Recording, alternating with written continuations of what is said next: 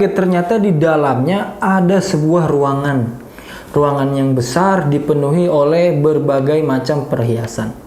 Dan yang lebih kagetnya lagi guys, ternyata di dalam ruangan tersebut ada jasad ayahnya yang sudah membusuk.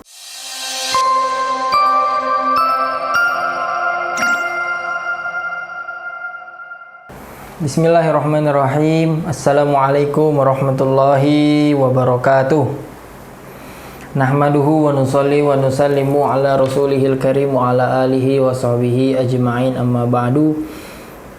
Sahabat Quranku Surgaku Indonesia dimanapun Anda berada, syukur kita kepada Allah karena Allah Subhanahu wa ta'ala masih memberikan kepada kita nikmat-nikmatnya sehingga kita masih diberikan oleh Allah Subhanahu wa ta'ala nikmat sehat walafiat. Semoga dengan nikmat ini kita dapat bersyukur kepada Allah Subhanahu wa ta'ala melalui bagaimana kita semakin taat kepada Allah Subhanahu wa ta'ala. Baik sahabat Quranku Surgaku Indonesia, sekarang Bang Torik pengen cerita-cerita. Cerita-cerita dulu. Mau nggak? Mau lah. Ya, Bang Torik sekarang pengen cerita-cerita sedikit, singkat, padat, tapi insya Allah berfaedah. Jadi sahabat KSI dimanapun Anda berada, disingkat aja ya KSI ya, kepanjangan. Jadi sahabat KSI dimanapun Anda berada, dahulu kala ada seorang yang sangat kaya raya, seorang pria yang sangat-sangat kaya, sehingga dengan kekayaannya ini dia dapat membangun sebuah istana yang sangat-sangat megah.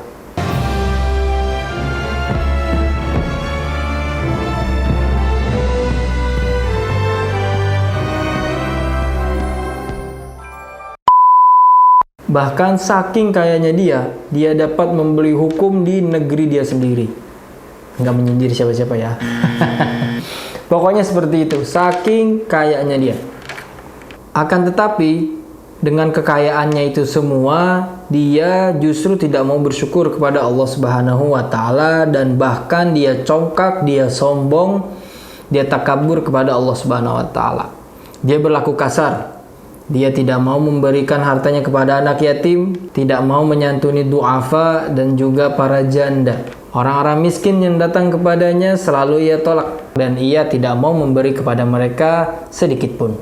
Atas hal ini banyak orang-orang terdekatnya menegurnya agar ia tidak lagi berlaku sombong dan mau bertobat kepada Allah Subhanahu wa ta'ala.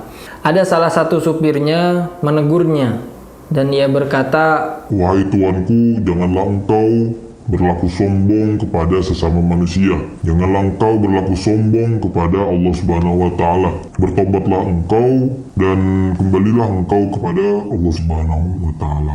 Berikanlah kepada anak yatim hak mereka, kepada orang fakir miskin hak-hak mereka."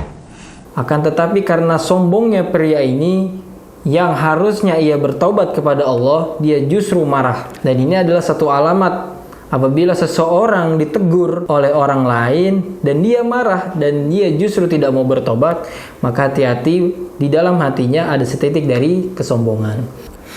Jadi sahabat KSI, akhirnya supirnya ini justru ia pecat karena ia marah dan tidak mau ditegur oleh orang lain dan merasa dirinya adalah orang yang paling berjasa, merasa dirinya adalah orang yang paling berhak atas hartanya sendiri, dan hartanya ini semua datang karena usahanya dia sendiri. Akhirnya dia sombong dan tidak mau menerima nasihat orang lain, bahkan ia memecat supirnya tersebut agar menjadi pelajaran bagi orang-orang yang mau menegur ia.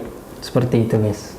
Sahabat KSI, maka selanjutnya ia membangun sebuah ruangan rahasia, yang mana ruangan rahasia ini ada di bawah istananya ia sendiri.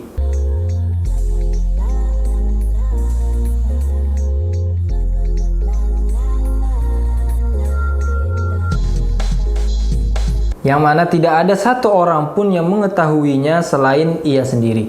Di dalam ruangan tersebut, dalam ruangan rahasia itu, ia menaruh segala hartanya. Entah emas, entah perak, entah berlian, dan juga ia tidak lupa menaruh kulkas dan freezer di dalamnya dapur agar ia bisa makan seenaknya tanpa diganggu satupun orang. Karena ia tidak mau lagi mendengar teguran-teguran dari orang lain.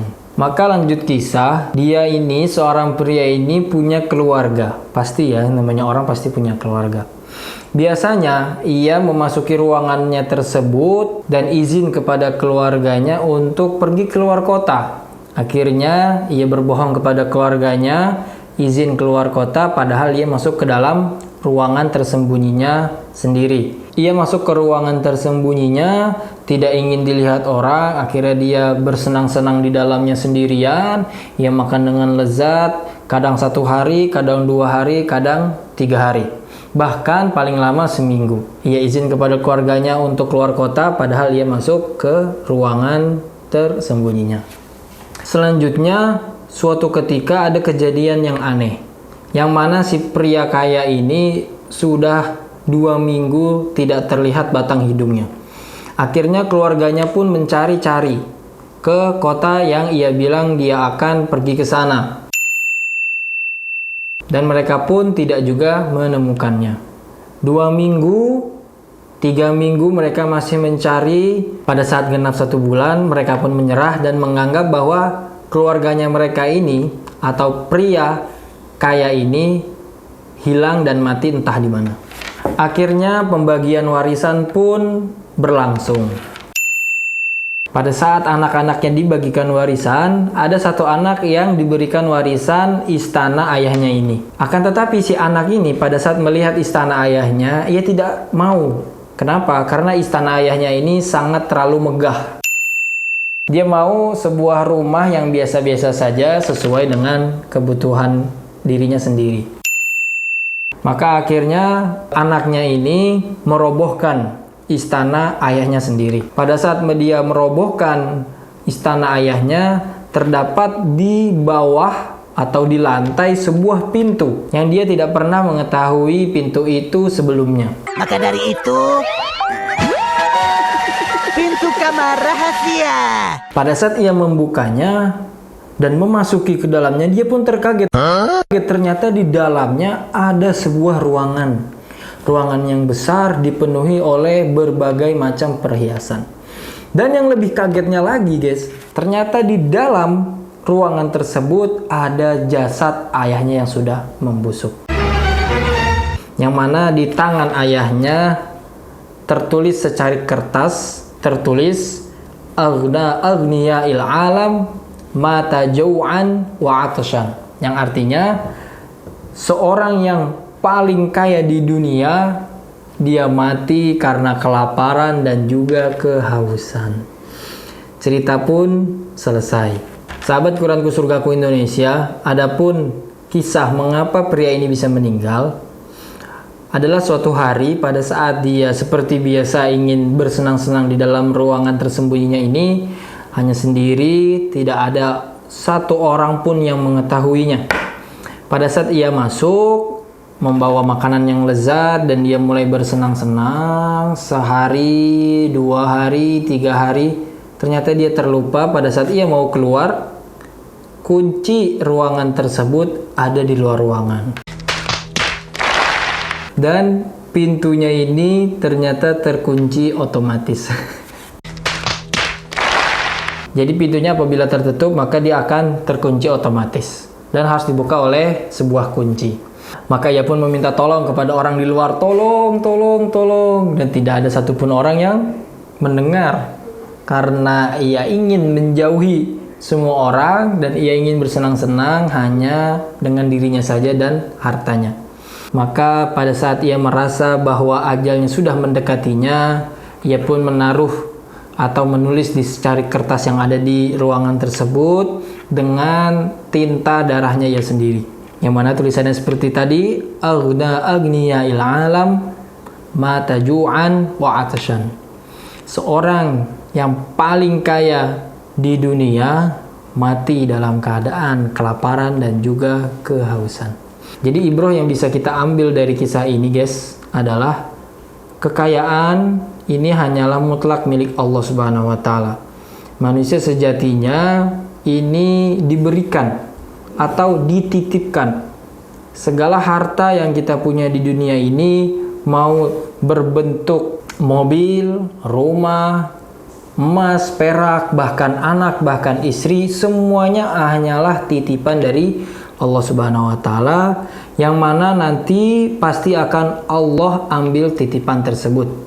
Maka selayaknya bagi kita manusia yang dititipkan oleh Allah Subhanahu wa taala, kita menjaga titipan itu dengan sebaik-baiknya. Apabila kita mempunyai harta, maka kita jaga harta kita dengan cara menyedekahkannya kepada orang yang membutuhkannya. Kita mempunyai anak, bagaimana kita menjaga titipan anak ini, bagaimana anak ini menjadi anak yang soleh ataupun yang solehah. Begitu juga apabila kita mempunyai seorang istri.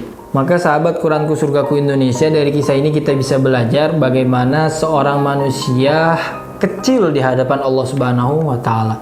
Mau dia sangat kaya di dunia, bahkan orang yang sangat kaya yang tadi sudah kita ceritakan, matinya dalam keadaan kelaparan dan juga kehausan.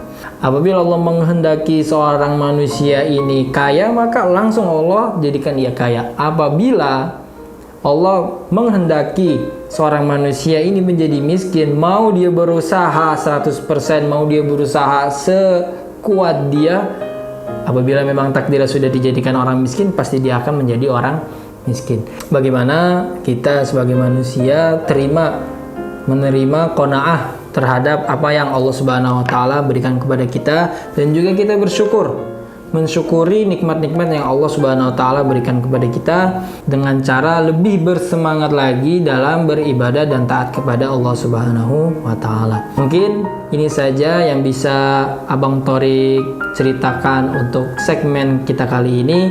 Semoga kisah ini bermanfaat untuk sahabat-sahabat Quranku Surgaku Indonesia di sana. Billahi taufik wal hidayah. Wassalamualaikum warahmatullahi wabarakatuh.